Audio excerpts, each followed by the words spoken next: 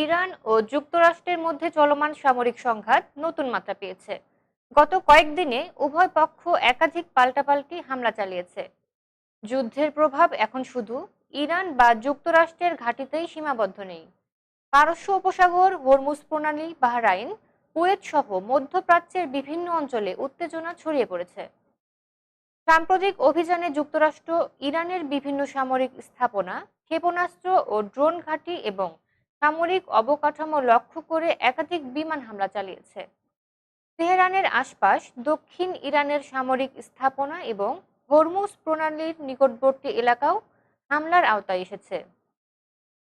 অন্যদিকে ইরান পাল্টা হামলায় পারস্য উপসাগরে যুক্তরাষ্ট্রের মিত্রদের ঘাঁটি লক্ষ্য করে ড্রোন ও ক্ষেপণাস্ত্র নিক্ষেপ করেছে। বাহরাইন ও কুয়েতে অবস্থিত মার্কিন ঘাঁটির দিকে হামলার খবর পাওয়া গেছে।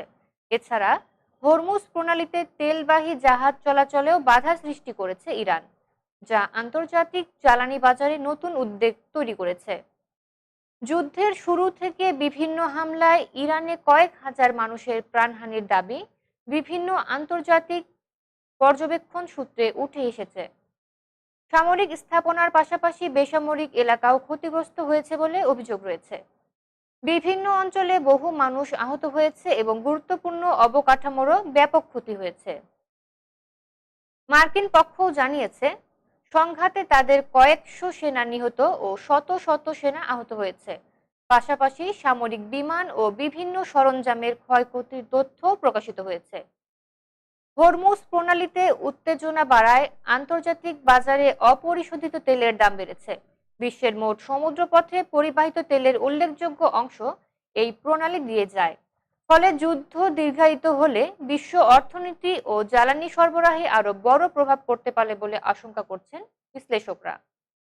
সংঘাত কমাতে বিভিন্ন দেশের কূটনৈতিক প্রচেষ্টা অব্যাহত রয়েছে।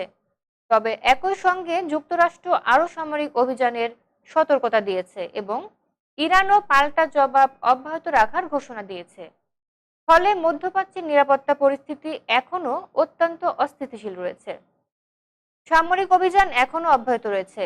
উভয় পক্ষই নিজেদের অবস্থান থেকে সরে আসার কোনো ইঙ্গিত দেয়নি। আন্তর্জাতিক মহলের আশঙ্কা, দ্রুত কূটনৈতিক সমাধান না করা হলে এই সংঘাত আরও বিস্তৃত আঞ্চলিক যুদ্ধে রূপ নিতে পারে। সুপ্রিয় দর্শক, এতক্ষণ আমাদের সাথে থাকার জন্য ধন্যবাদ। পরবর্তী সংবাদ দেখার আমন্ত্রণ জানিয়ে শেষ করছি। আল্লাহ হাফেজ।